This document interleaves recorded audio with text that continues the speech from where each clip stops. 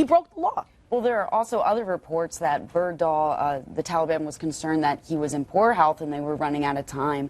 They wanted this leverage. If he died, they didn't have any leverage to get these 5 terrorists out of Gitmo. And now we're saying that they did do this deal. They're feeling very emboldened. They laughed at the, Time reporter and said, oh, yeah, we feel great. We're going to capture as many terrorists or Americans as we can for this leverage. And, Will, on this point, which you've made repeatedly and is true, this notion that we don't leave a man behind, the real truth of it would be we make an effort, or rather the Obama administration makes an effort to not leave a man behind because they initially didn't accept what the Taliban wanted to get him back. So there was a negotiation process, which de facto has to mean that there's a level at which you won't go to get him back. The idea there's a simple principle. They could have said, oh, you won't take that deal? Fine, we're going to go execute the hostage. So there's this notion that there's a blanket, we leave no man behind, is just a talking point cover for the administration. And by the way, this I have to say, with Congress, I think a lot of them are trying to score, on both sides, trying to cover themselves politically. Obama declared war in Libya without asking Congress anything. He was about to go into Syria without it. I mean, this is small potatoes compared to that.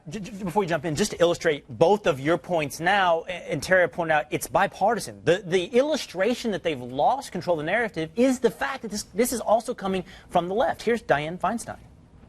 The concerns were bipartisan, and I strongly believe that we should have been consulted, that the law should have been followed, and I very much regret that that was not the case.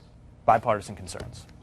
Well, see, the other element where I think that the White House is trying to make a categorical case when there isn't one is this notion that even if he was a deserter, that even if he did, say, declare jihad, well, you don't leave men behind.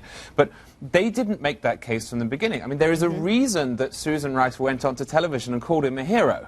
There's a reason that they held a press conference with the parents standing there. That's right. There is a reason that they're trying to, swift boat the soldiers who are, they say, are swift boating him, and that is that they know for public relations purposes they need to turn him into a good guy, and they know that it does play into whether this was a good deal or not. They can pretend that it doesn't, but it does. One more quick thing.